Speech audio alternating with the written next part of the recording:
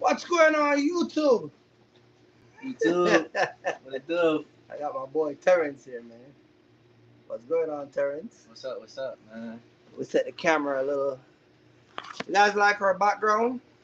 This is what we call the money background. Yeah, yeah. It's the working background. Yep. You know what I mean? Yep, drive in like. Yeah, it is. It ain't pretty. It ain't got the nice looking background, but yeah. What's going on, man? You've been rocking with me for a couple of days, man. You like it? Yeah, so far I like it. A lot of experience, a lot of training. All right, so we're gonna get into that, man. But before, man, good evening to everybody, man. We're here. Shout out to everybody that's dropping in, man, in the chat.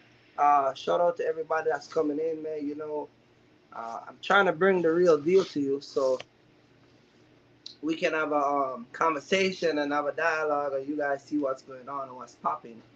So shout out to Nick. Shout out to Young World, Joe, 5 Star Logistic, Mr. Anderson. Shout out to everybody that's coming in, man. Devante. Shout out to everybody, man. Hit the like button when you come in. I got my boy Terrence here, man, and we got a little story to share with you. But also, I'm traveling now, so I'm gonna be showing you guys the partial that I'm picking up in the semi. Do you like partial, man, or what? Yeah, I like partial. Yeah, he likes partial because he likes to work. I don't. You know what I mean? But we got let me see, we got 3 partial on the truck that we're gonna be talking about. We're gonna talk about, shout out to Interstate's crew is in the building. CSM Trucking. Shout out to you out of North Carolina. North Carolina in the building. Big up to Charlotte, all the people from Charlotte. See what I'm saying? Sam of Son of Light, what's up? Shout out to you. AJ335, big up to you, my brother. You know what I mean? We're here, man. Me and my boy Terrence dropping in. So this what happened, right? We pick up 4 partial on our way to Kansas, and when we arrived to the receiver, you want to tell them what happened, man? Because I'm used to this by now. Yeah, so we was already planning our route based off of that drop. So Hold on a minute. Do you guys hearing us? Let me see if they're hearing us. You guys hearing us loud and clear? All right, they're hearing us. If you guys hearing us loud and clear, man, you know what I mean? Let us know in the comment section. All right. But yeah, go ahead, Terrence. Yeah, so we got to the receiver. Yeah. We had 12 pallets. We had 12 pallets. We had 12 pallets that we was delivering there, and once we got there, we was on the truck for a while. You know what I mean? We only heard them go on the truck once or twice, and we was wondering. We knew something was off from the rip. So basically, what happened was somebody came out and let us know that they was only accepting one of the pallets out of the 12. One of the pallets, right? Yeah, they only was taking one out of 12. And why they were taking one? They took the one because it was correct. It was the right merchandise, but so we have 11 pallet that was not correct. It wasn't correct. Right. So we pull up at a shipper. We have 11 pallets in the nose of the truck. Yeah, right. That was not correct. Yeah. So for you guys who watch the live Sunday and you see when I crawl over, you can go back and watch the live. I'm gonna show you the pallet that me and Terrence is talking about. All right. If you guys look in the nose right here, you would see the same set of pallets sitting down. If you go back and watch a live of Sunday, you would see it's the same set of pallet, all in the nose, except one pallet. They took one skid off because that was the only PO number that was correct by the shipper. So I want to say we're stuck with 12 pallet because they have to pay us to bring it back. But that was a load that was already booked and already was on the truck. Now, we're going to talk about these loads on the truck, but I'm going to go back. Let's go back to Terrence. So after this whole shebang goes on, what happened with the broker, man? Because you see a different side of me. Yeah, right. Tell them about the side that you see. Let me turn the phone around. Tell them about the side of me that you see. Kirk was not playing games with these people. Let me tell you, man. Was it a YouTube side or it was a business side? It was the business side. Right. It was the business Jamaican side. You hear me? My boy went in, man. He wasn't playing with these people. Right. They literally wanted us to break down each pallet because let me tell him exactly. Yeah. So what happened is this, right?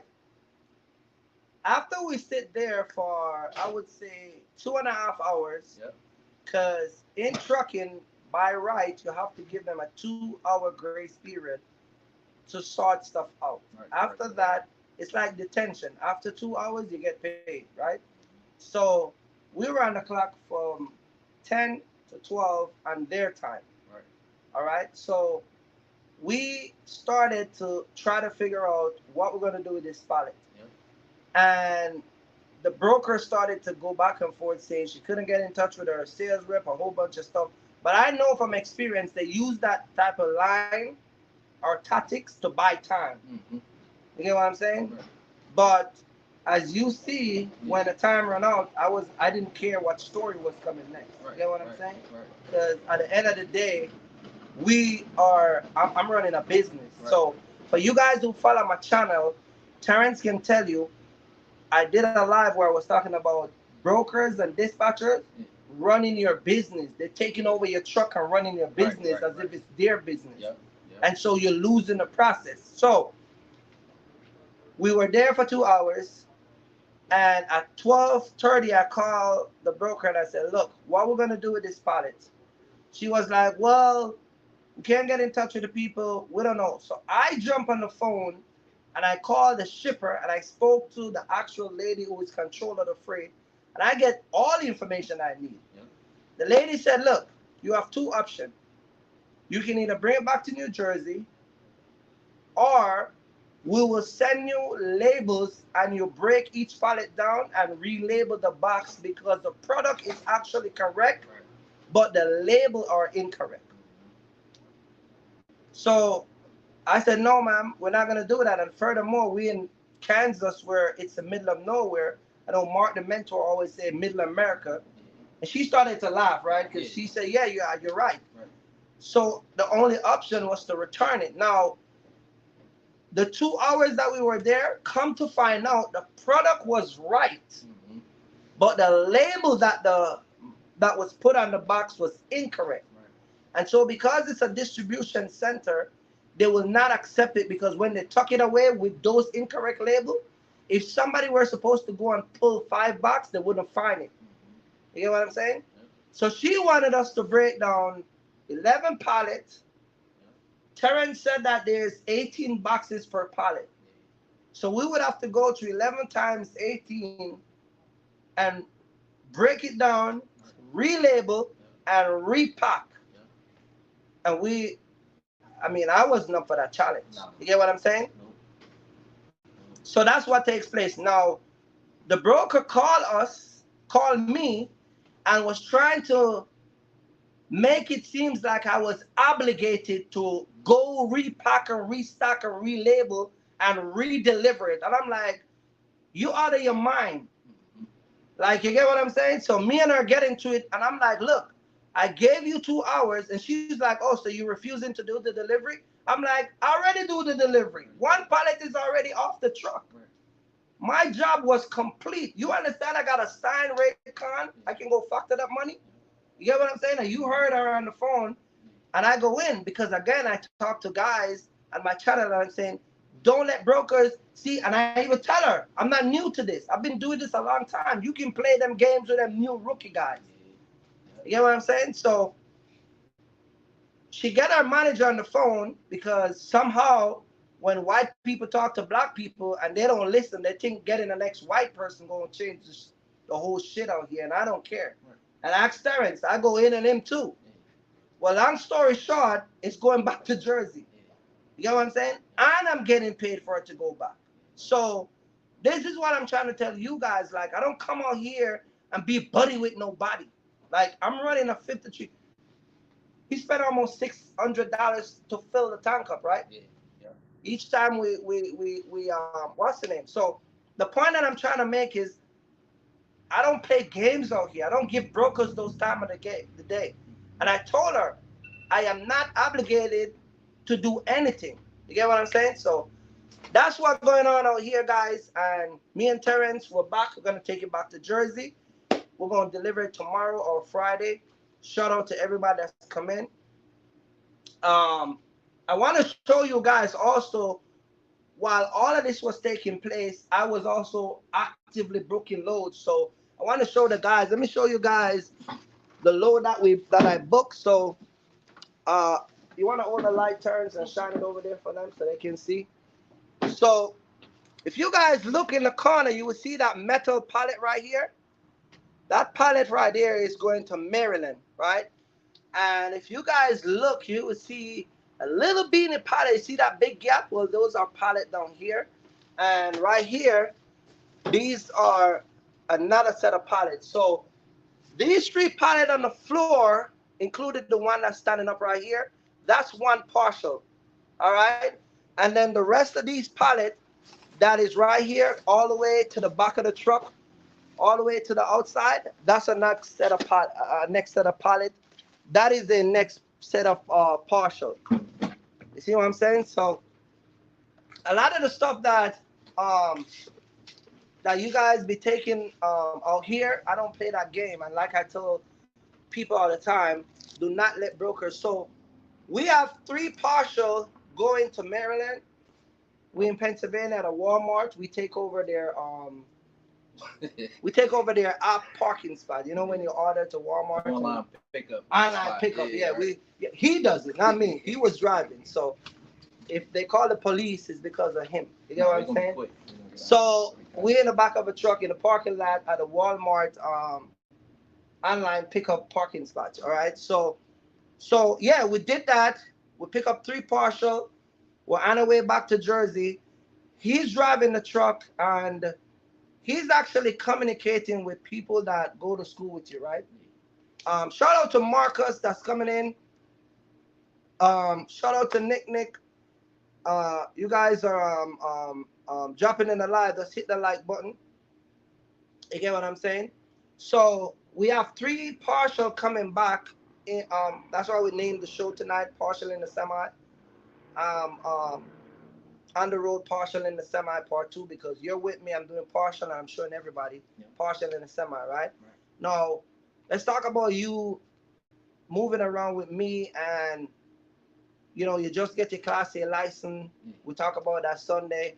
What advice would you give majority of the guys who are young like you but don't really have I would say they want to come in the trucking business, but they don't want to come in from the box truck point of view. Right. They want to come in like you now. Like you started with box truck, but you scale up now to a Class A. Yeah, right.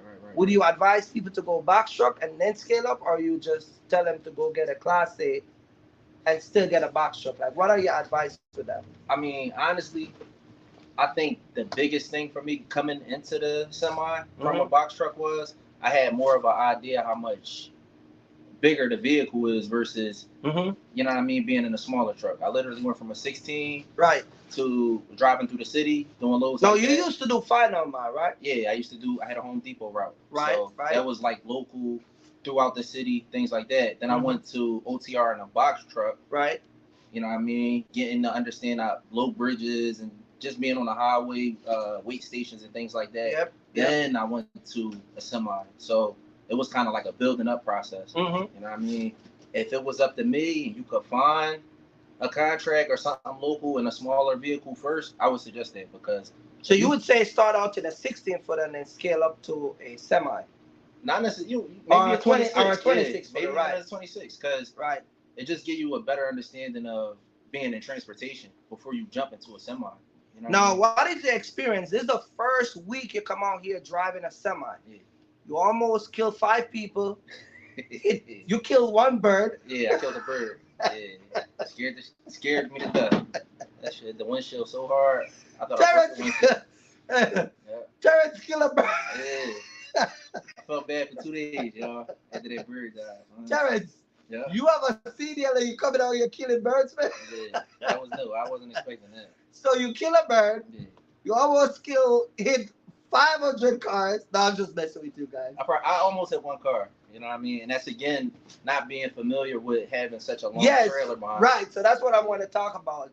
Yeah. So you used to the 26 for that, and I try to teach you that driving a 26-foot, when you make a turn, the whole entire unit turn. Right, exactly. Yep. But when you drive a trailer, only the head of the trailer turn, but you got to control the back. You got correct. Because it's 2 separate things. Yeah.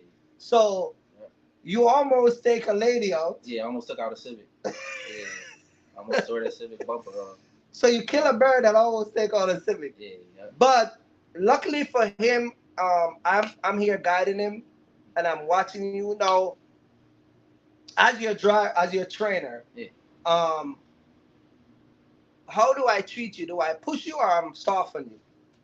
No, you gonna push me. You gonna push me. Like he mentioned it, like a couple people that graduated with me in the same school. Mm-hmm. They are in a truck right now, training. And because you talk to a couple girls that graduate the same time as you. Right, and one girl is in Las Vegas. Yeah. She's on her way to Cali. Right.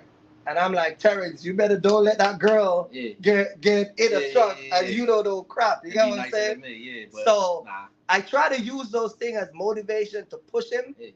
But I can honestly say for the most part, he's excellent. He's not great. Is backing up the truck is, I would say, I give you 90%.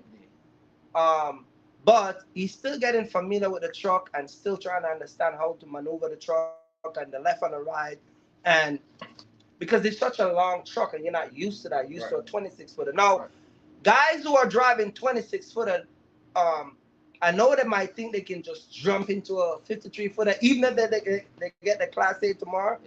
What would you tell them, like, based off of your experience? Is it something that you can just switch over, or you definitely gonna need that? So you gotta understand that push and that guidance. The box is only 26 foot. I'm literally this driving. The trailer is twice as big, and that's not including the tractor in the front. It's very big difference. It's very It's a big. You driving two vehicles, like, you know what I mean? Exactly. The tractor will turn one way, and then your trailer will go another way. You just gotta get real comfortable with the dimensions of your vehicle and how it's gonna move. Joseph want to know, how long did it take you to get your Class A license? And I know he's gonna ask how much you pay, because Joseph likes to ask one question but 5 different times. Yeah. So how much do you pay? Yeah. What school you go to? Right. And how long does it take you? Right. And what is the requirement? Yeah.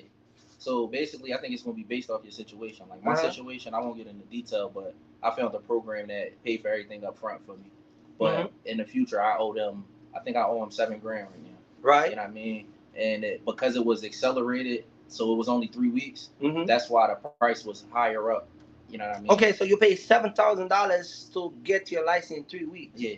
Yep. Okay, is that a guarantee or that's just that's a if program? You pass. If you pass, if you go to take your DMV test when it's scheduled and you pass, it's within the 3 weeks. Oh, it's a 3 weeks process. So it's based off hours. The program I went to was called 160 Driving Academy. So what if I don't pass in 3 weeks? Do I get to continue? You get to take the test 3 times, but you ain't gonna be in school because you did your hours already. So got you. Oh, so you sign up for certain hours. Yeah. Then you have to take the test 3 times. You could take it up to 3 times. You could fail twice. If you fail the 3rd time, you got to start over. Okay. Right. Now, what school did you go to? It's called 160 Driving Academy. And where is that? That stands for 160 hours.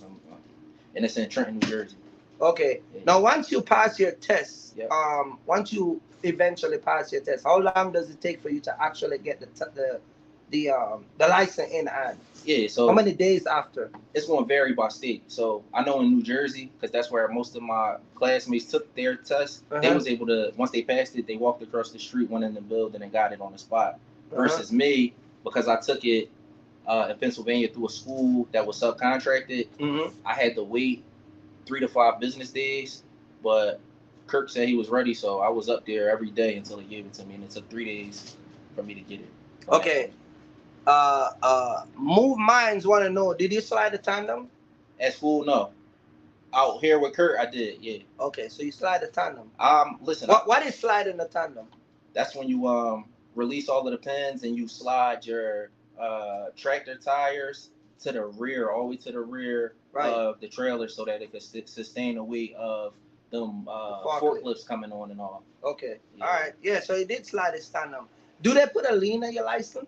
Like if you don't pay them, Joseph is also they put a lien. No, well, that's a thing again. Like, it depends on who finances it. So let's say if you go to Swift or something, you locked into a contract with them. You know what I mean? You go to Swift, they pay for your school and they put you in a hotel. They do all of these things. Right. They try to get you to stay in the lease and do a contract and all of these things. Right. I think they might be able to put some type of lien based off of your contract. So if they put a lien on your license, then that prevents you from getting work?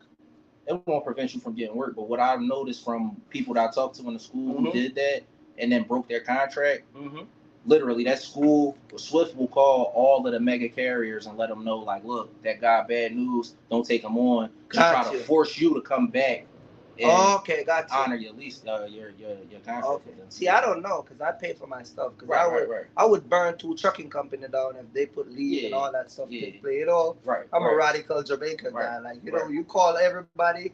I probably have to put 2 Swift location out. Right. You know what I'm saying? But shout out to my mom that's dropping in, man. Shout out to my mom.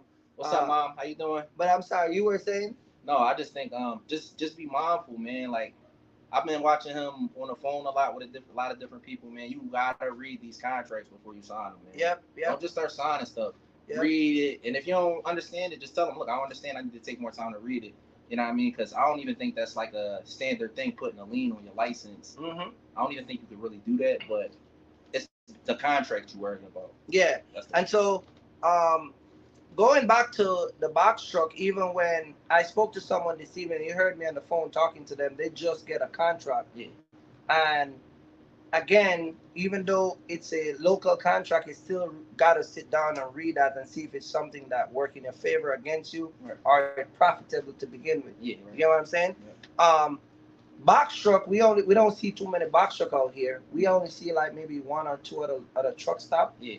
But majority of the truck we are seeing out here is semi, right? Yeah, it seemed like the box truck market has definitely like decreased a lot. When I was out here, last year, and I was over the road, you know, box truck was everywhere. Right. You know what I mean? Filling up the truck stops, they was everywhere. You know what I mean? And it just seemed like it slowed down a lot. So that's kind of like, that's a gritty game. You either gonna sink or swim in that. It's not a sit at home with your truck park type of thing. You got to be out running when you got them box trucks. Mm-hmm. Yeah, so, you know, he's out here, guys, rocking with me. He knows that I give it to him real, and you know what I mean? I give him the truck to drive. He's driving tonight because I let him drive most of the time in the morning. So I want him to get a feel of the night driving. I let him park yesterday by himself. Mm-hmm. All right, so I'm giving him those perks because he's competing with a girl, and the girl's a Jamaican girl too, right? So he's competing with a Jamaican girl, and I told him, like, this girl got 8 weeks to get a truck. Yeah. So I'm like, bro, don't let that girl get her truck in 8 weeks, and you still out here trying to figure out how to back a trailer into a dock. You know what I'm saying? But let me touch on that. What's different about this situation? He's letting me run my clock. Like, I'm really getting my hours in. Oh yeah, so that's what another thing that I was gonna talk about is I put you on my ELD as a co-driver. Yeah. You have your own time, and you're actually driving, whether it's 8 hours, 11 hours, whatever. Yeah. And I'm letting you understand in the ELD and all. Well, you already know because you were using it. Right. But because remember, guys, he was out here in a rent-a-budget truck.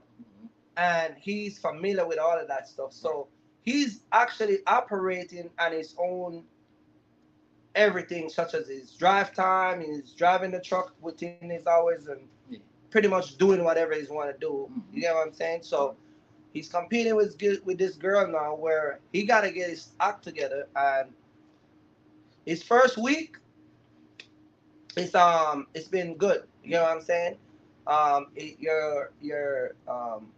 Your wife, your girlfriend is excited for you. He shows her everything. Like, this is a unit I'm driving, and it's bigger and all that stuff. Safety wise, you can tell people that it's not like a box truck. Nah, it's not. You can't correct it like a box truck and all that stuff. Now, you had mentioned something to me, and shout out to Grace Logistics. Shout out to Grace. Shout out to Grace. Shout out to everybody that's coming in alive. Hit the like button. Don't forget to like, subscribe to the channel, hit that notification bell. You shared something with me when you were at the school. You said that there was a lot of female getting their license more than a lot of male. Right. You want to talk a little bit about that, and why do you think that is happening?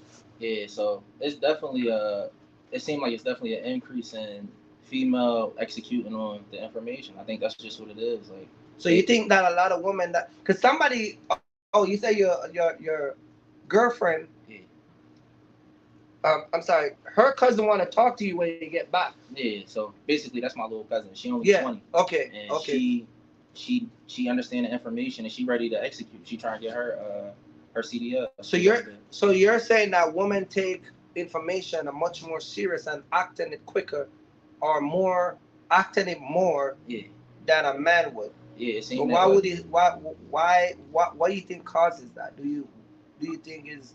I don't know, man. I think maybe guys being in their own world, man. They be having stuff going on and they get set in their ways and they got a certain way of doing stuff, so they take their time. But like I said, like literally out of the handful of girls that was in my class, I stayed in touch with them, and they are basically on their way on the road at a training or whatever.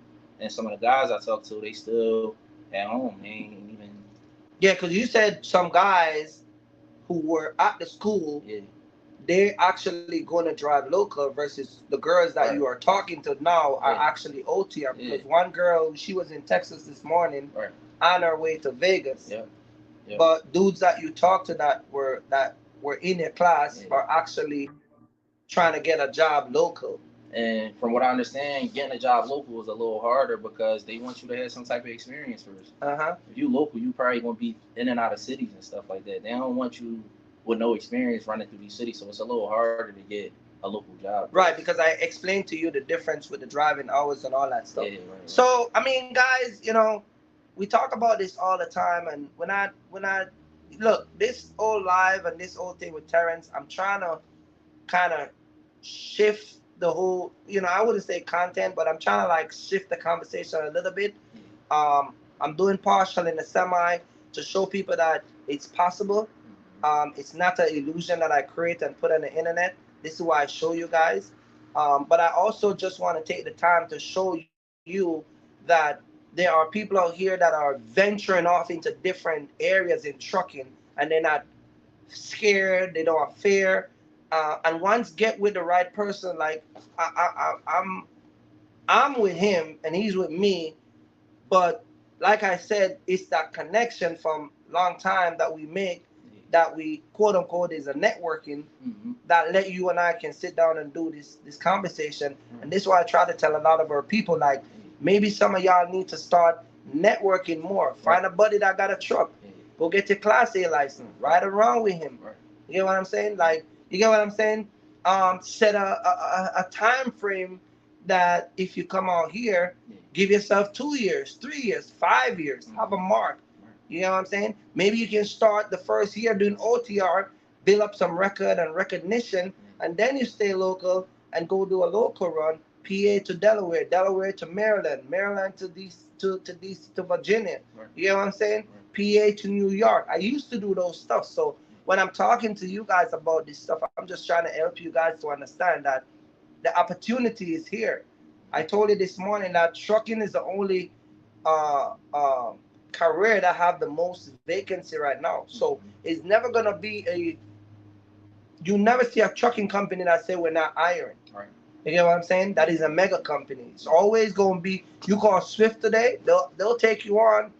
And a matter of fact, some trucking company will take you on with felonies. You get what I'm saying? They'll take you on with one speeding ticket if it's a certain years ago. Misdemeanor, whatever your case is, there's companies out there that will work with you and let you be on your journey in trucking. I want to say, don't let the, if you got a record thing, don't let that shy you away from getting into trucking, because like you said, a lot of people in the program that I was in had records. You know what I mean? And they were able to go to school and get a career. You just got detached from what you thought you knew about trucking, man. Stop. A lot of stuff you see on YouTube and stuff like that, that content is a false narrative, man. Right. Do the research on your own and just take the steps to execute. Man. That's all I can really say. Yeah. Shout out to C Express Michigan is in the building. Daniel is in the building. Hit the like button, man. And like I say, James is in the building. All right. Shout out to James. Me and Terrence is in the back of the truck. You guys can see behind us. This is our green room. Yeah. But I like to bring. I was sitting on partial. I like to bring to you guys the real, raw, And this is, I'm not trying to bash no YouTuber. I'm not trying to speak out against any YouTuber, but this is what we're saying. A lot of you guys need to get information from people that are actually doing the work. You get what I'm saying? Not some guy that sit in his living room, his bedroom, on his Porsche, in his car, between two box truck. You know what I'm saying? Like, you need to be very critical of who you take your information from. And when you come out here, you won't be stumbling so much like a lot of guys that sell you these dreams. I'm in the back of the truck with 3 partial. I show you that. So when you look for people that's going to move you in certain areas in trucking, you want to get with someone that is actually doing the work. Like I said, history is best qualified when it's documented. You want to get a person that has a history. The reputation is there. You get what I'm saying? You have people like Terrence can vouch for them and say, nah, rock with this dude for a day or two. This, that, and the third I learned from him. You get what I'm saying? And that's all I'm saying to a lot of people. Local versus OTR. I don't know if that's a question, but I personally does not like local job because you already see some of these road making these turns in this semi is not a joke. You get what I'm saying? So I try to stay away from that. But like I said again, it's up to what you guys want to do. Whatever y'all do, just do it in the correct way. You get what I'm saying? And a lot of the things that y'all be getting will last when you get it from the right person. You get what I'm saying? Link up running a 53 van OTR from Cali. So you know what I mean? That's moving right there. He's dropping that in the chat. But like I said, man, we took the time to sit down and let people know that this is what he's doing. And another thing I want to talk to you about is um, the drive time and how we schedule. So I know a lot of guys always running late for shippers because they just screw the whole 11 hours up. You know what I'm saying? I don't remember what I was talking to you about, but I said the time is very important because we were driving together. But I say you got to put that in your own perspective of you being alone. Right, right. How important is your clock when driving out here? So whether it's a semi or a box truck, you get what I'm saying? This is a perfect example. In a box truck, I had an Amazon load from New York to where it was going, Arkansas. Yeah, you were going from the one you pick up in New Jersey. New York. Remember, it was in New York. New York, yeah. Right. I think it was going to Louisiana or Alabama. No, it went to Arkansas. Arkansas, yeah. Sorry, yeah, Arkansas. Yep. A perfect example. I picked it up. You know what I mean? I'm like, all right, I got it on the truck. I GPS it. It take me 20 something hours to get there. So in my mind, that's 2 days. So I procrastinated around because I had a full truckload and I didn't have to book nothing else. What happened was I left in the night, and by the morning, not being able to drive them hours, I had to go to sleep because my scheduling was off. So now, long story short, once I made it to my drop, I didn't get there until 3 in the afternoon, and it was a Friday. I got stuck out there. I had to sit the whole week. Right, exactly. Because all of the shippers was closed. Exactly, and I talk about that. With the partial, you gotta now we hitting it early, man. We get up 4:30, 5 o'clock. And get an event. The thing that saved us with the 12 pallets was we got there 2 hours early. Our appointment was 10 o'clock, and we were there from 8 o'clock. Yeah. So this is a very good question from Joseph. Shout out to Joseph. Me and Joseph got a love-hate relationship. Yeah. He's my boy though, cause 1 minute we be best friend, and next minute he be cursing me out. But shout out to Joseph. What would happen if the broker didn't want to pay the 11 pallet to be returned? So that conversation came up, right? Right. So tell them what happened. Man, you gotta run your business. What you gonna do if you drove all the way out? You drove 19 hours with something, and they saying they not gonna pay you. What would you do? Joseph, my first delivery was complete. I already show up and back up at the dock, and they look at the product and say the item was wrong, and they refused to take it. Yep. My initial order of delivery was complete at the point of me backing up to that dock and they open and go in the truck. Yep. That has nothing to do with me. Right. Okay? Now, this is why the broker did not want us to take it back. She wanted to put me and Terrence at work. And so when her manager called me and I was already on my way to St. Louis, he brought up the fact that I left and did not get a red con. And I said to him, even though you don't give me a red con, because I already text her the price, but we already booked a load on my way to Kansas City to go get that load. So when he said that to me, I said to him, even if you did not give me a red con in Kansas, when I go to New Jersey, you would have to give me a red con. You get what I'm saying?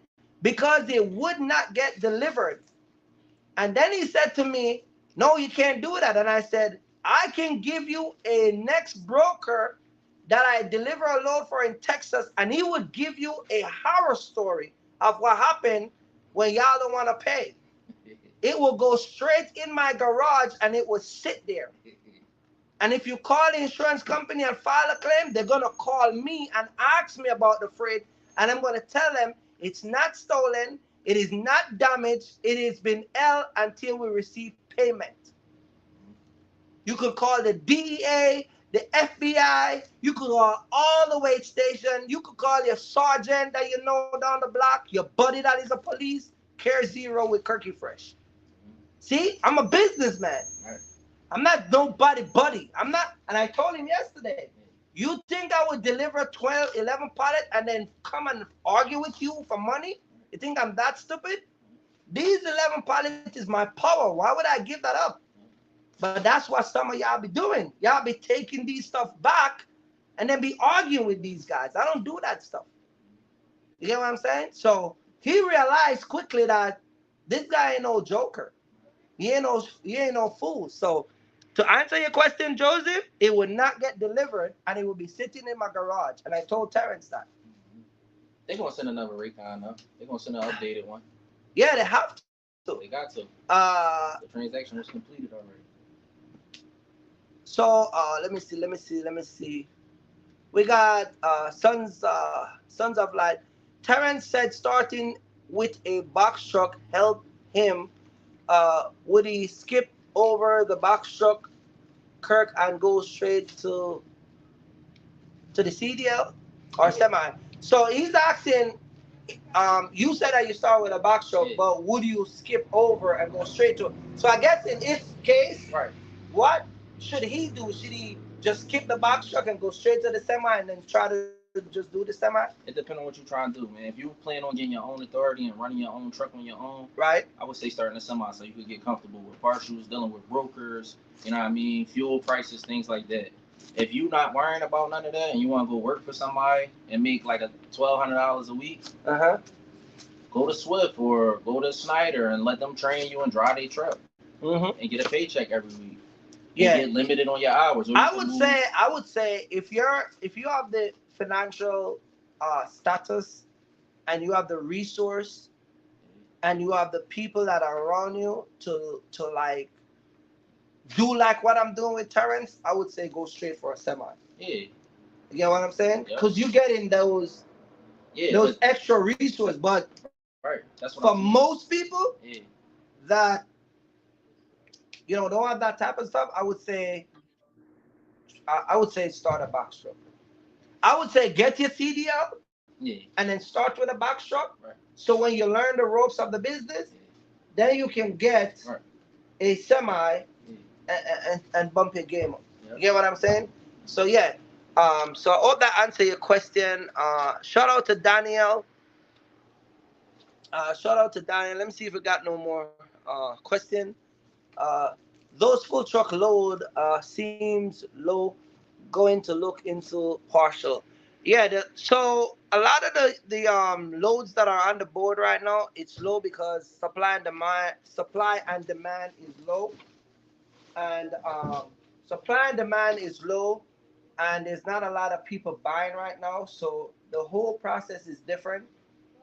And yeah, you gotta kind of like partial out the stuff in the truck to get the rate that you want, or to at least be running to even if you don't make a profit, you still, you still get your money back. You get what I'm saying? James said, would I charge him? Would I charge him for storage? Okay, yes, I would charge him for storage.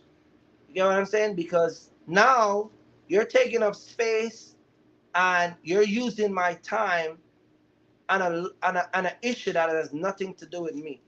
You get what I'm saying? So yes, it would be storage. It would be a return charge, and let me explain to you guys real quick. And I know a lot of you guys who might have this issue. I'm gonna explain the process to you. And a lot of people that are in trucking, that that they will tell you otherwise, but I'm gonna tell you. See, here's the thing with me. When I talk about something, I get information from people that have been doing or in trucking not 1 year, 2 year, 5 years. I talk to people that are in this business like 20 years, 25 years. They build a career out of trucking. So when I call Miss Penny, y'all hear me talk about Miss Penny, and I explain to Miss Penny, I have 11 pilots that they refuse to pay. You walk me through the process. And Miss Penny was gonna sit down and she's gonna give me the FMCSA law. She's gonna give me the insurance law. She's gonna give me the rules. She's gonna walk me through that process. That's what I did the first time. This guy refused to pay me in Texas, and I took the freight back, and she said, took it back to the warehouse and put it right back on their dock and take pictures and leave it. You know what I'm saying? But in this case, the product was wrong. So when I return, they have to pay me for return. And I will hold on to it. Now, what the first thing the broker is going to do, they're going to call the insurance company and file a claim of um, um, that you stole the freight. Now, a lot of you guys don't understand this too. Also, I have this with one of my previous insurance company. I'm not sure if Progressive do it, but the one that I have before Progressive, they do not cover theft. They only cover damage.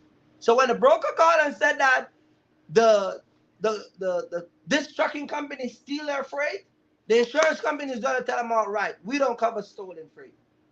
It has to be damaged. You get what I'm saying? So that's another thing that you guys need to find out. So when a broker call a insurance company and try to report the freight stolen, quickly it's gonna get kicked off because the insurance company right off the back ain't gonna pay him. So he knows that now I'm gonna have to go back to Terrence to work a deal out. Mm-hmm. But he's not gonna let you know that. He's gonna try to play games like, Mm-hmm. That's why you guys gotta know and have the upper hand when these type of situation comes up. You get what I'm saying? And I'm saying, like, this is why networking is so important. When you guys don't know certain things or certain situation, call somebody. Ask questions. Don't just let these brokers get on the phone and try to nickel and dime. And this girl called us yesterday, 4 o'clock. Yeah. Yeah. When they finally get around to us to finally tell us what they're going to do, it was 4 o'clock in the evening. It's almost 8 hours later. We're talking about 8 hours later from the delivery to the point that they get back. And the manager was like, yeah, we want to be respectable of your time. We know your time is money. You got to make money. And I'm like, yeah, I'm not going to sit around. Well, you got to understand, 2 hours is not enough time to give us to work on certain issues. I get that. But once that that receiver tell me he ain't taking it, yeah. There's certain things that you can tell that even 7 hours later, you ain't going to change that guy's mind. Right. That's what I told him. And that guy was stern. Like, we ain't taking it. Matter of fact, he told us to get off his property. Yeah. Because once we deliver it, we got to go because it's a liability. Right. You get what I'm saying? So why am I going to stick around in a parking lot 5 hours later for some dude that ain't going to take nothing? You get what I'm saying? So again, it's important for you guys to understand the business and understand what you're dealing with and understand all the stuff all the stuff that goes on. Shout out to Steve, my buddy in the Bronx. Shout out to him. You get what I'm saying? Kirk, I just ordered my pallet jack today, starting partial. Shout out to Steve, man. I'm telling you, man. Um, what is the what Lou Jackson? Shout out to Lou Jackson. Shout out to Lou Jackson. Let me go through this question. What is the maximum down payment can I put down on a semi? So again, Lou Jackson, based on your credit, based on the year of the truck, um, based on the interest rate that they're gonna give you, all that stuff you're gonna have to put in. You get what I'm saying? I think on average. Based on the bank too, because you might go with a subprime lend bank. That's what most of the Penske dealership use. Or if you go with your credit union or Navy Federal, you might get a better interest rate. So all of those stuff you might go to a credit union that don't need no down payment. Yeah, but I know a lot of dealerships, they gonna try to make you put like 20% down. 20% down because if your company new and you don't have that experience, you get what I'm saying? Yeah. So a lot of that stuff, did Terrence do partial in a box? Do you do partial in a box truck? Yeah. Or did you do one pick, one drop? So yes, he was doing one pick, one drop until he ran out all the money that he has, and then he come on my channel and cry like a baby. Man, I was doing partials, man. If you guys watch my channel and hear I said "mama" all the time, when I used to say "mama," I used to do that. He's the one I get it from. He was crying for his mama all the time. So but yeah. So you were doing one pick, one drop in the box truck, and then when we link up together, you were doing partial. So that's what he's asking. Do you do 60-70 or 70-80, and why? So CSM is asking, do we do 70 hours a week with the ELD, or do we do 80 hours? 60 hours, 7 days, or 70-hour 8 days. So he's asking about the ELD. So we do 70 hours 8 days. Okay. Now he asks why. So you can do 7 hours 8 days. You can do 60 hours 7 days, but technically with running the truck the way I run the truck, I can do 7 days. I can just work for 7 days because the reason why I use the 70 hours 8 days is because, and I don't really have to do it like that because I normally load my truck Wednesday, Thursday, Friday. Most of the time I stay home Friday, Saturday, and then leave on a Sunday. So I get that reset back. You get what I'm saying? So now when I'm ready to leave, I actually can use 60 hours because I would have a brand new clock to leave. You get what I'm saying? But most people who use the longer days and the longer hours is just to get more time. You get what I'm saying? But I don't have to do that. You get what I'm saying? So yeah. So shout out to you to answer that. I mean to ask that. I don't have to use that. I just do it because you know what I mean. Joseph A say Class B box truck versus non-CDL box trucking. So we talked about this the other day. Having a Class A license versus having a Class B license versus a regular license. We were on Mark the Mentor talking about that. I feel like the better your license is the more serious you take the box truck business. Because with a Class B, you gotta pay for it. But with a regular license, you can just go to Penske today and get a truck and start running. So the more requirement that is required to go in a truck is the more serious an individual would take it. And I think that's the case with the girls that we were talking about in the truck. They pay that money, so they ain't gonna let that money go to waste. You get what I'm saying? They gotta make that money back. So I would say when you take your license, get your license, just if you want to upgrade, just go all the way. Get a Class A. Because if you get a B, you could carry more weight, but you can't drive combination vehicles. Right, and I right. don't think you could. But if you get a Class air B, you brakes. can even bump your weight up on your truck. You can drive 33,000 pounds. Yeah, you could carry more weight. Right? You get what I'm saying? And so if you take 33,000 pounds, if you get a 33,000 pound truck, based on the D-rated specs, you can actually carry up to 17,000 pounds right. in that truck. Yeah. You get what I'm saying? Yeah, so more weight. I would get the better license, right. and just take it from there. But like you said, man, if I'm gonna kind of like make that move, right. I would just go get a Class A, because then I don't think it's too much difference in price from the A and the B. Yeah, and then if the market gets shift, or God forbid honey should drop on the road, you are ahead of the game. Right. Yeah. You know what I'm saying? Like you right now, you can drive a box truck with a heavier weight scale. Right. You know what I'm saying? But let's just say you say, you know what? I don't want to work for nobody. I'm gonna just go get me a box truck, a 33,000 pound. I'm gonna come back in the game with a heavier truck until I'm ready. Then a year later, you can go and actually get trained to drive a semi, and then you scale up. But you don't have to go back over the process of going to a school and all of that stuff, because you already have your foot through the door. Right. So he's definitely right. We would definitely recommend that. All right. Shout out to Steve, man. There's a lot of questions coming in, so guys, bear with me. We're bumping through. Okay. Grace Logistic was saying something happened to him in Michigan.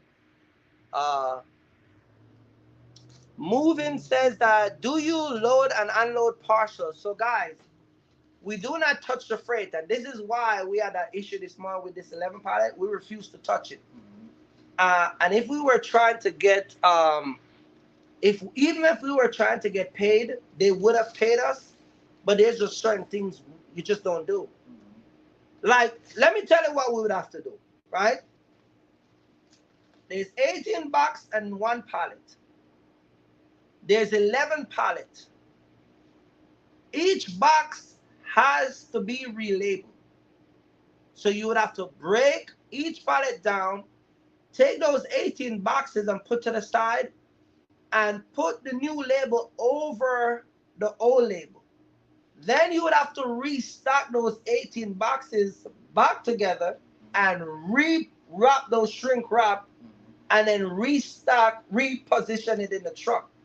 That is not some round the corner type of like deal, like 2-3 pallets we're talking about. We're talking about 11 of these joints back here. You get what I'm saying? So the broker would have to pay us so much money that, to me, it's, if I kind of think different. If I can make $2,000 to rewrap it, why not make the $2,000 just to drive and take it back? Take it back. Go home anyway. And I get to go back home. Like, you get what I'm saying? So I look at it from that point of view. You get what I'm saying? And that's why, you know, man. You know what I mean? Partial King, the first person I come across. Shout out to Hudson. Hudson was the guy that said that we need to restart the live. Do you load? Yeah, I answer that question. Do you load and unload? I'm going through a question. I think they got a question for you. Let me see. This is Anthony from the live, by the way. Oh, Anthony. Shout out to Anthony. Shout out to Anthony.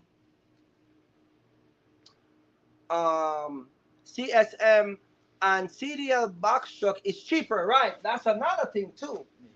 Buying a CDL licensed box truck is actually cheaper than buying it's actually buying a non-CDL, because everybody wants a non-CDL box truck. Right. Yeah. Because the bar is so low, and that's what we were saying. Yeah. If you actually can get in a box truck with cheaper, less requirement, all that stuff, you're gonna go to that road, versus if you gotta get a Class B, a heavier truck, all that stuff is different. You get what I'm saying? So, and this is why the semi, like Mark the mentor and I was talking about, this is why the semi guys take it so serious, because it's more money. It's a lot more overhead. It's way different.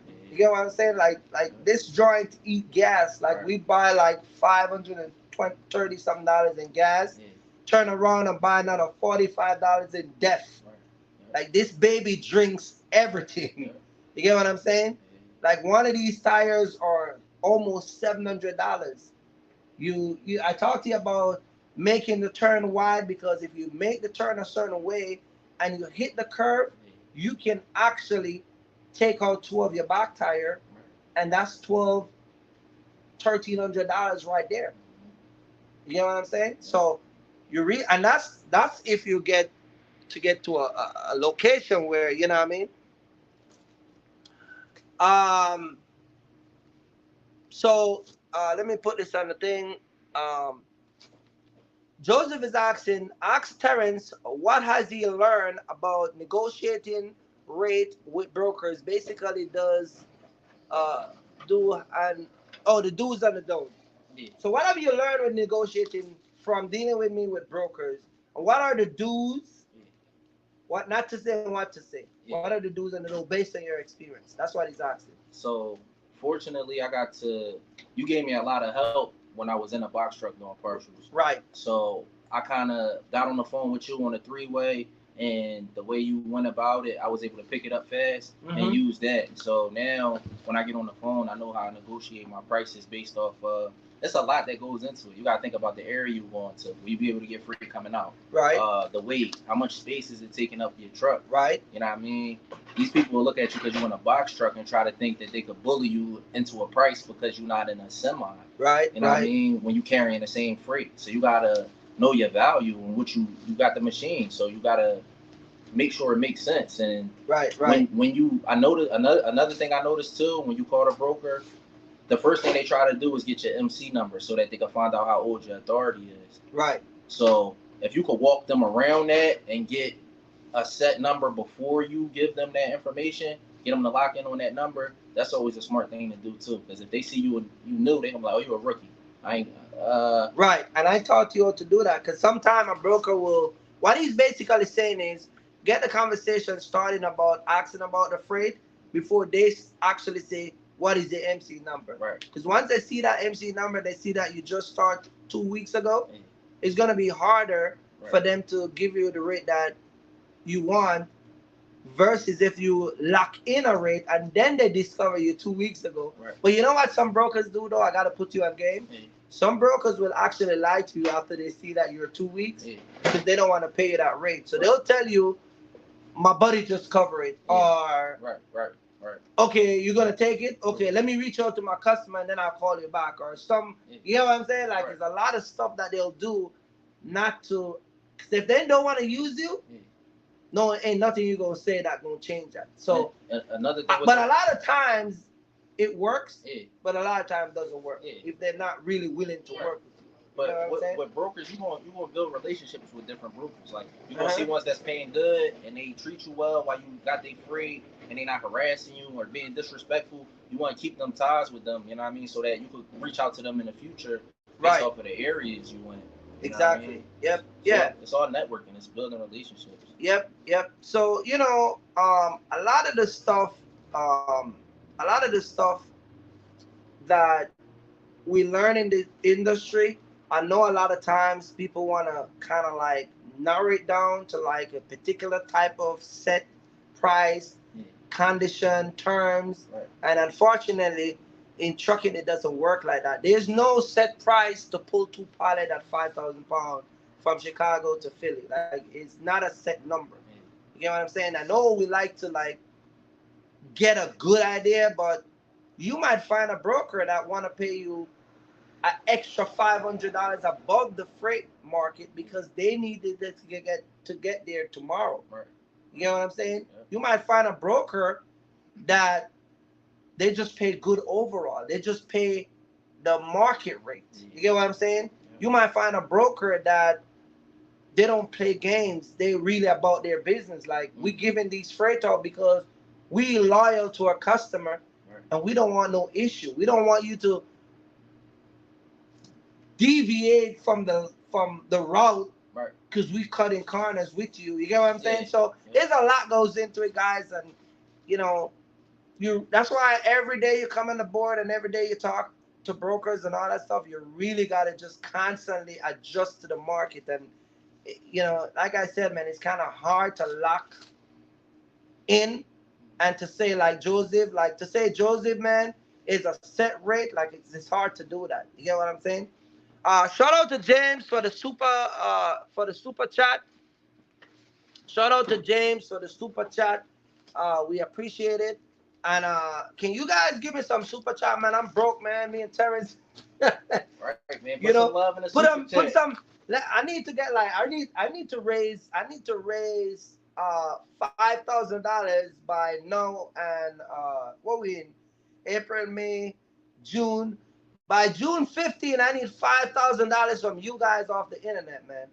I need $5,000, man. I'm gonna ask you guys every time I come on live, give me $5,000, man, because I need to get some stuff together to create my own content different. Because I'm moving my channel into a different area, and I'm gonna need some money. Does Terrence have a semi? Daniel, he doesn't have a semi. Let me go back to this. Shout out to James. Tanks researching truck. Tanks.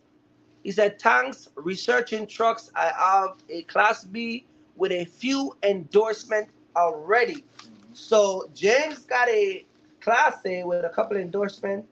And I would advise James to go and get his TWIC card. Yeah.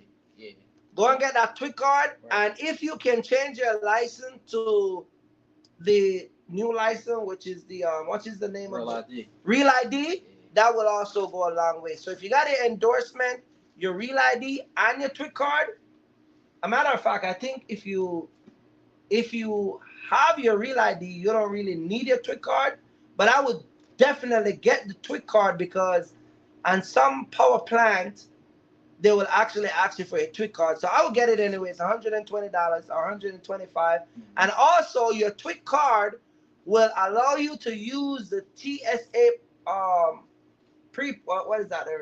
The pre-check-in. The pre-check-in, right. So you don't have to go into the airport with a huge line and wait for hours and take off your shoes. Right. It's like a flash pass. And take off all your clothes. Yeah, go right to the front of the line. You don't have to take your laptop out your knapsack. Your wife don't have to take out all her stuff out of her bag. And me and my wife just go to the Bahamas and come back, and we didn't have to do anything. We just walked through. So I would definitely go get it. Terrence doesn't have a semi. Not yet. We're working on it. Terrence, Joseph said, Terrence, did you notice the spot market decline? Did you have I guess Joseph is asking, do you notice the spot market decline? Yeah. But see, all right, so he's not driving his own truck right now, Joseph. But if you're talking about the time when he was running, the market was actually up. It was up, right. Yep. So, and prices of gas was up. Yeah. But you haven't been driving how long now? How long since you parked the budget truck? And since my daughter was born, so like 9 months ago. 9 months ago. So for 9 months, he haven't been in a truck, and he haven't been running. So, yeah, he's not.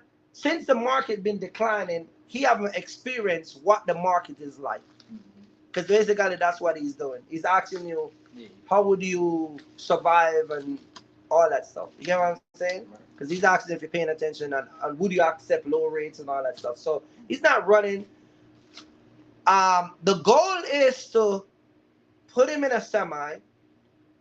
You get what I'm saying? The goal is to put him in a semi after all his training, and then we go to work.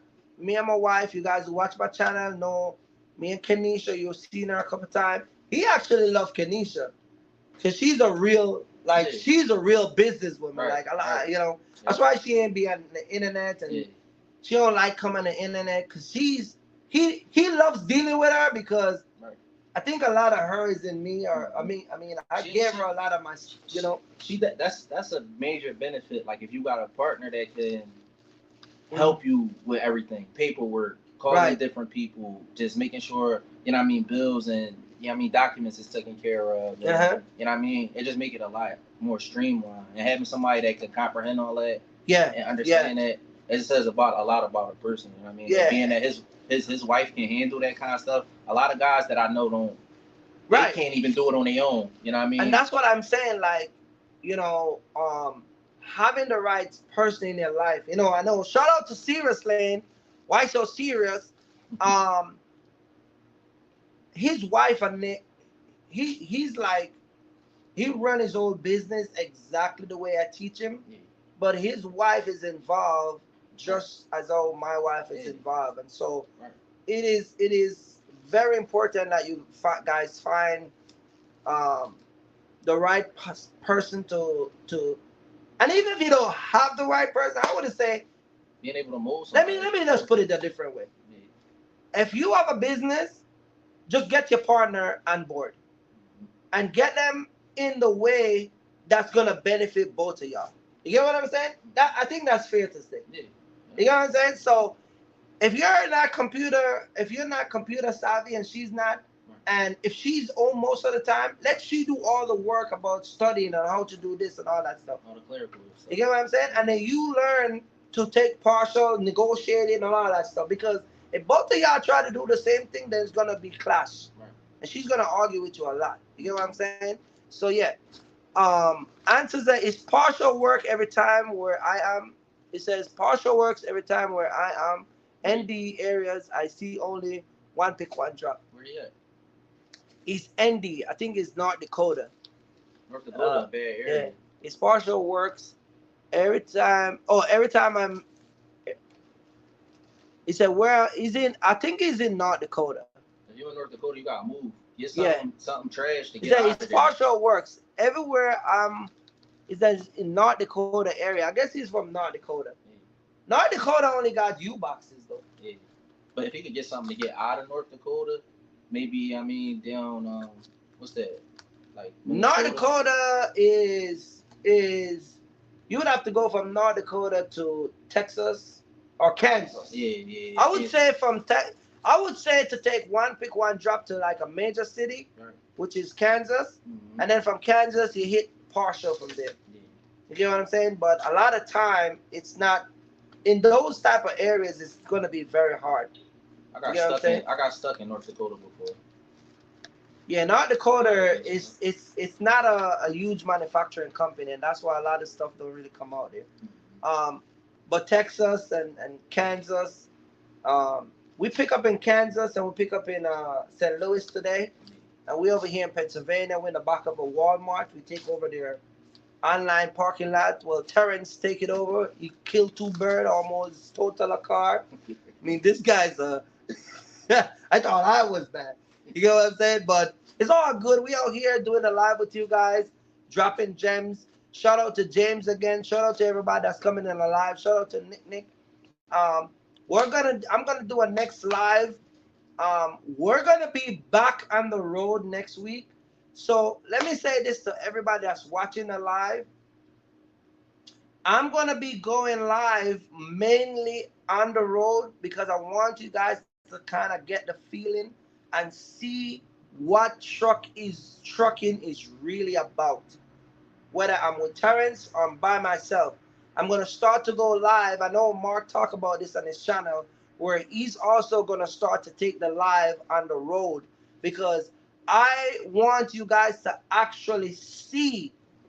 I want you guys to see the freight. I want you guys to see how the truck is loaded, where I'm going, how the truck is run, the order the truck is running in, all that stuff I want to show you guys. So when I sit down in my living room and I'm talking to you guys about partial, you guys can have a clear understanding of how it works. You get what I'm saying? So I really want to show you guys. Shout out to Mark, the mentor, that's dropping in. Thank you for the super chat. So yeah, me and Mark, Mark said it on his live that he's going to do a little outdoor because I think that a lot of time people like to visualize things and see what's going on. So I think it's time for me to like step out of the house and like show you guys like what I did. Like, you know, I'm gonna come and I'm gonna set up my camera in the back of the truck. I'm gonna hook everything up and I'm gonna like, okay guys, this is all the partial. This go to North Dakota, this go here, and let you guys see the order that the truck running now. I'm gonna tell you the order that we pick up the first that are loaded. We picked up in New Jersey. We picked up in Pennsylvania. Our first stop was in St. James, Missouri. Then we left from St. James and we go to Oklahoma. I forgot the name in Oklahoma, but it was a little town in Oklahoma. It was an hour? No, it was 3 hours away from our Kansas job. We went to St. Fort, Kansas, right? Yeah. No, sorry, St. Scott, Kansas, and then we left from St. Scott, go to Kansas City, Kansas. We picked up the partial because this load was the final destination in St. Fort. We picked up a partial in Kansas City, and we also dropped a partial in Kansas City. Then we picked up one of these partial in Belton, Kansas. Belton, sorry, not Kansas, Missouri. And so we picked that up right after we dropped that load. We picked up one load and then we went over to Washington, Missouri, pick up a next one, and we're on our way to Maryland, and then we're back to New Jersey. So if you guys put all those directions in your in your GPS, you would see. You know what I'm saying? I don't remember. It's a town. It's west. It's like, I forgot the name of the town. I'm sorry I didn't have the BOL, but it is actually three hours away from St. Scott, Missouri, in Oklahoma, to where we were. But it's not far. It's in the same direction. All right. Shout out to Mr. Anderson for the super chat. Shout out to you, man. I appreciate that. Shout out to Mark, the mentor. Appreciate all the knowledge. He said he appreciate all the knowledge. So, you know what I mean? I appreciate that. Shout out to Mark, the mentor, man. I really appreciate you guys dropping in, and you know what I mean? How many people on the live? We got 24 people in the live. We got a live like button, man. It's going up and down. You know, we got people going in and out. We got people hitting the like button. So, you know, it's going in and out. We got 31 people hit the like. So, yeah. Grace Logistic, in the current market, I am finding it harder to book partial because loads are going so fast. Even the dot board, even with the good dot board that I subscribe. You gotta be aggressive. You gotta be aggressive, man. Grace Logistic, your wife gonna leave you, man. You gotta be aggressive, man. No, Grace, my boy. Grace is out of Chicago, you know. But Grace, like I told you, man, you gotta be on it, bro. Yeah, you gotta be on it. Like, you know, you got, come on, Grace, man. You should know that, man. You gotta, like, Grace, you get up. Like, Grace, I told you, man. I spoke to you behind the scene, man. I gave you I gave him and Daniel gems. Yeah. You got to get up 8 o'clock. Yep. And before, I mean, like 10 minutes, 20 minutes to 8, you already on the board, man. Sending out emails, pre-calling brokers. Pre-call, do pre-call. Do a lot of pre-call. You get what I'm saying? Use a laptop too. You can get to a computer. Exactly. You call and nobody answer the phone and they come in. Hey, this is R&R Transportation. You just call us? Yeah. Yeah. This is Grace Logistic. I was calling about that partial again. Yeah. We still got it. Yep. Yeah. How much pallet? 4 pallets going over paying $1,500. Right. You get what I'm saying, Grace? Like I told you that when I talked to you, man. So, but Grace, you gotta remember, man, you ain't the only one in Chicago with a box truck. Yeah. You get what I'm saying? Right. So you gotta get it. You gotta get it, bro. You got just like I told Daniel, like you gotta get on it. Yeah, you on the spot. You on a hot spot. You gotta be aggressive. Listen. A lot of these guys, like Daniel, Grace, a lot of these guys, they wake up 5 o'clock in the morning because they're truckers. You get what I'm saying? Yep. So if I'm up 5, 6 o'clock in the morning, take a shower, go around the computer. You guys should be already surfing the board, shooting emails. Yep. If there's an email request, reply, or you or email only, you send out your email, attach your MC number. Right. You get what I'm saying? Yep. Put your phone number in it, and you shoot it over. Hey, I'm interested in this load. My MC number is 057 blah blah blah. Right. My name is Grace Logistic. Hit me up, whatever. You get what I'm saying? That means you send email, and if there's a number, you pre-call. You get what I'm saying? Go to voicemail. Hey, good morning. My name is Grace Logistic. I'm calling about the 4 pallets. Do you guys still have it? I'm interested. I'm empty. I'm in Chicago. I'm ready to go. Could please give me a call? 610 blah blah blah. And boom. They get that, they're gonna eat you up. You get what I'm saying? So I told Grace that. You get what I'm saying? If the load going, call back in 4 hours. I call back tomorrow. Yeah. Say them numbers. No. You get what I'm saying? So you gotta be on it, Grace. You gotta be on it. All right? You gotta be on it. Shout out to everybody, man. I think we're gonna wrap it up here, man, because Terrence got like 5 hours to go, and I really wanted to catch this night drive in. I appreciate everybody that's coming in alive, man. I really, really appreciate you guys. Let me drop some love in the live, man, because a lot of you guys who come in alive, all right? Let me drop the love. Let me give Grace Logistics a gift, man. All right? So there we go, man. We give Grace Logistics some love. Shout out to everybody, man. I appreciate you guys for coming in and watching me, man. I wish that we could go a little bit longer. We've been here for like an hour and a half, so that's good. Please, guys, take this knowledge and this information that we're giving you.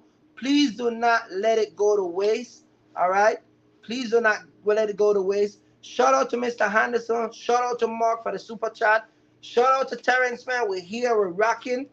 And like I said, man, I'm out of the house. So, I mean, if I'm home, I'm going to do the live in my house. But at this point, I'm going to more focus on in the truck live because there's so many emails. Like I tell Mark all the time, a lot of people don't leave comments under my videos.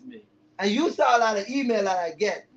But I get a lot of email every single day of people emailing me, questions, different things, want to know this, want to know that. You get what I'm saying? Want to book a consultation, want mentorship. So a lot of the times, the question that I've been getting is, how do you load the truck? How do I book partial? How much should I get for this load? How much is this load pay? What's the cost? What's my cost per mile? All that stuff. You get what I'm saying? So this is why I'm going to mostly focus on doing the outside live, because I feel like once people start to see exactly what I'm talking about, they're going to have a better idea. Now, I'm going to show you guys again in the back of the truck. You guys see, this is the back right here, the semi. Those pallets up there, like I said, man, they're returning to New Jersey.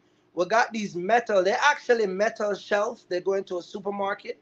And like I said, man, let me step over so you guys can see. If you look on the floor right here, that is 2 flat pallets on the floor. One right here, one right here. And where me and Terrence is sitting down, if you look right next to us, we got 3 pallets. 1, 2, 3 across. They're small pallet. They're 33 feet pallet, so they're not that big. And they sit 3 across, and we're here. All right? And of course, we got more pallets going outside the back of the truck, and I got the pallet jack. So I'm going to be doing more of these live so you guys can see. All right? And so you guys can have an idea. Now, this is a 53-footer, so you just apply the same thing. It's just in a smaller version, which is a 26-foot box truck. All right? So everybody that's here, man, shout out to you guys. Like I said, man, I appreciate you guys coming in. And I thank you guys, thank Mark for the super chat. Monday, we're going to be on Mark the Man. Oh, my God. I'm telling you, man. Oh, man, we're going to be talking about Amazon on Monday with Mark. This guy likes to get in trouble with Amazon people, man. I keep telling this guy, leave these people alone. Anyway, guys. They loyal to that Amazon stuff. Yeah, but Mark, he likes to, you know, he likes to go down that rabbit hole. You know what I mean? Amazon is an algorithm, man. But listen, we're gonna be talking to QB on Monday. Yeah. He does Amazon, and Mark is gonna ask him, how do you post your truck and what is the benefit? So tune in Monday and my channel, Mark the Mentor. Mark the Mentor channel, where we're gonna be co-hosting the Wise Man podcast, and we're gonna be talking about Amazon and a whole bunch of different stuff. And you guys go and watch the live we did Monday. It was very informative. Shout out to Anthony, was there to share his opinion. Shout out to the FBA crew that follow Mark and my channel sometimes to get angry. Shout out to all you guys. But QB is gonna be on the live Monday. We're gonna be talking about Amazon, and talking about box truck. And I don't want you guys to miss it. A lot of you guys who watch my channel, you can catch me over there. Me and Mark is working on streaming together, where when he goes live on Monday, it will go live on my channel. So this is why I'm gonna need that $5,000 from you guys. You get what I'm saying? Because we need to do a channel connection so we can always keep the channel together once we go on the Podman's, the Wise Man side. You get what I'm saying? So QB is gonna be our guest Monday, and you know we're gonna chop it up with him. Shout out to everybody, man. Shout out to Nick. Shout out to we got QB. QB is the guest, so we're gonna be having him on the live Monday. All right. Shout out to Mark Brown. Good evening, sir. You're late, so we're gonna give you a mark for showing up late. All right. Those Amazon King gonna come for you again, Mark. LOL. Hey, Grace Logistic. I keep telling him, man. I keep telling. Grace. He's in your town, man. You gotta warn this guy. Grace Logistic. Send him an email and talk to him and let him understand and leave these Amazon people alone, man. You get what I'm saying? But yeah, man, it's all love. Shout out to everybody, man. We're gonna wrap it up here. Thank you guys for dropping in, man. Me and Terrence gonna get back on the road. We're gonna wrap it up. We're gonna call it a night, and we're gonna do that delivery tomorrow. Friday, we're gonna shoot a video. I think we're gonna probably shoot a video tomorrow. You know what I'm saying? But I didn't want to focus on too much of a video yet because I really want him to understand the truck and know the truck and know the road. So we're going to get to that point where I'm showing you guys videos of him driving the truck, backing up and all that stuff and killing birds. This guy is killing birds out here. But anyway, shout out to you guys, man. I appreciate everybody that's coming in. Shout out to Mark the Mentor. Don't forget to like, subscribe to the channel, hit that notification bell, and share this video. Go and subscribe to Mark the Mentor, where you can catch me and Mark every Monday on the Wise Man podcast, where we talk about trucking and we talk about a whole different bunch of stuff. All right? Don't forget to watch Mark tomorrow. He's going to be on his channel talking to you guys with his regular teaching and all this other stuff. Shout out to Grace. You guys know what time it is. You already subscribed to Mark. But for all of you guys who just come and tuning in, shout out to my loyal supporter, Devante, out of Pensacola, Florida, who has 5 Lamborghini. I'm not going to stop saying that until you actually accomplish that 5 Lambo. All right? So shout out to you and your beautiful wife, April. April is supposed to call me and come on my live so we can debate a topic, and she haven't come back. All right? But yeah, shout out and peace to you, my man. And I got to say respect to all of you guys, all right? Peace out. Go subscribe to Mark the Man. A matter of fact, I forgot to say this. Shout out to Axel. Shout out to Axel. Go and subscribe to Axel's channel because the rabbit hole is deep. Oh man, I'm telling you, you guys gotta go and subscribe to Axel because the rabbit hole is getting deep. And these brokers are getting exposed at a record numbers that I have never seen. You get what I'm saying? So go subscribe to Axel. And when I'm home, I'm going to pull his channel up so you guys can see. All right? Peace out. And we'll catch you on the next one. And be safe. All right? Peace out, guys. Peace out.